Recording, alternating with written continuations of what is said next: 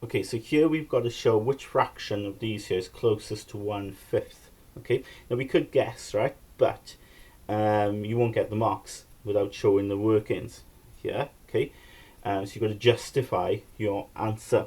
In order to sort of compare, right, and that's what we want to do here, compare, we need to get a common denominator. In other words, the bottom number, okay, has to be the same. Now they're not the same. Okay, so we've got to change these fractions.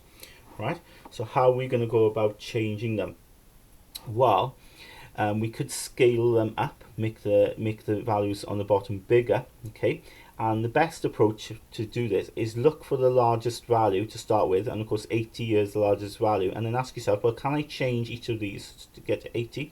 Well, that one, yeah, I can scale that to get to 80, can't I? Okay, I can make it 4 times bigger. I can make that one to 80, and I can make that one to 80. So let's start with this one here, 3/10. Okay, let's make that so it's out of 80. So what I mean by scale, okay, I'm going to magnify it, make it bigger. So what have I got to do to 10 to get to 80? I've got to make it I've got to make it 8 times bigger, yeah? So I've got to times 10 by 8, and I get 80. Now if I change the bottom number and made it 8 times bigger, I've got to do the same to the top. Okay, so I've got to times the top by 8 as well, and I get 24. Okay. Second fraction, 5/20. Let's change that to sort of 80. So think about it there. I've got to times that by 4, yeah?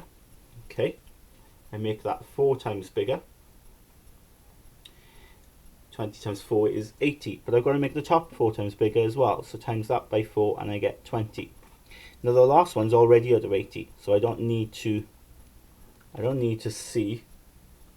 change that. I can leave it as 17/80. So I've got 24/80, 20/80, 17/80. So do you see now we've got the fraction sizes, the parts the same, and we've got different amounts of these fractions. So we've got 24 of them here, we've got 20 of them here, and we've got 17/80 here. So we've got to see which one's closest to this one.